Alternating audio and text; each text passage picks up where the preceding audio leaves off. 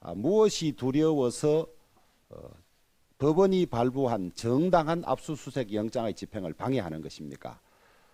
공무집행 방해이고, 그럴수록 국민들은 뭔가 큰 문제가 있구나 하는 것을 느낄 뿐입니다. 대한민국의 법 집행은 한시도 중단되거나 방해될 수 없습니다. 그럴수록 공무집행 방해로 입건되는 사람만 늘어날 것입니다. 그들이 지킨 것은 민주주의도 민생도 아니었습니다. 심지어 민주당의 주장대로 민주당 당사도 아니었습니다. 오로지 이재명 대표 지키기였습니다.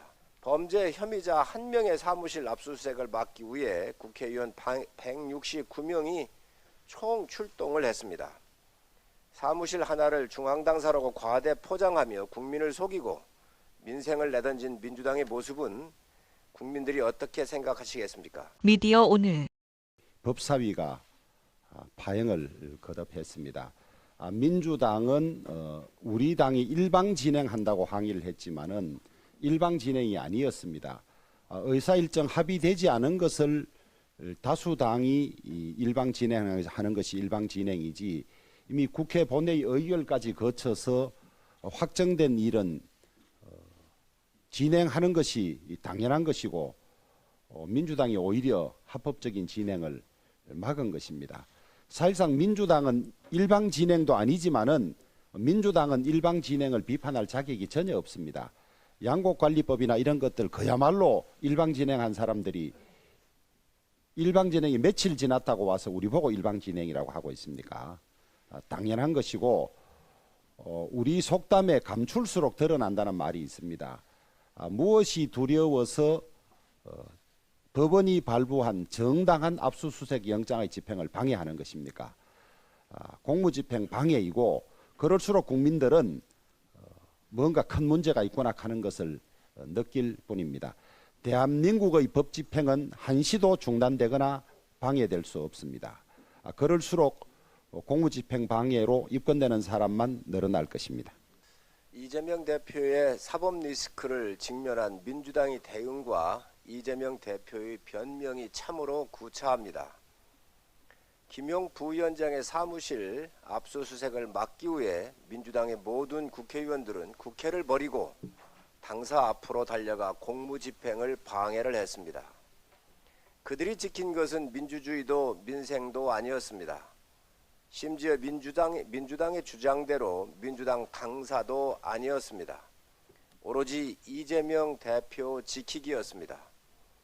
대장동 개발특혜 의혹 핵심 인물인 유동규와 남욱 등에게 8억 원 상당의 불법 자금을 받은 혐의로 체포된 김용 부위원장 사무실의 컴퓨터와 자료를 수색하기 위한 압수수색을 방해한 것입니다.